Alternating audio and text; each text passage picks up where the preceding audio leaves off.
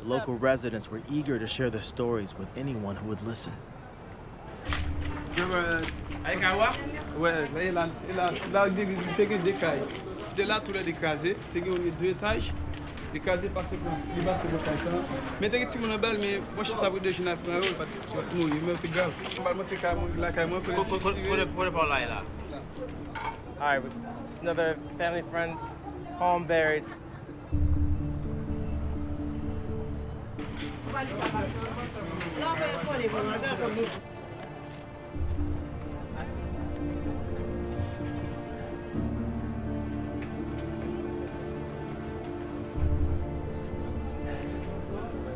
Hello, hello. This home was severely damaged and unsafe, as the walls were barely standing. For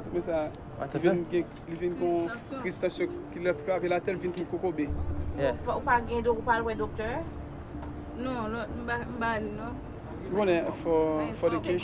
Combien de charges pour consultation? Docteur, vous m'avez cher.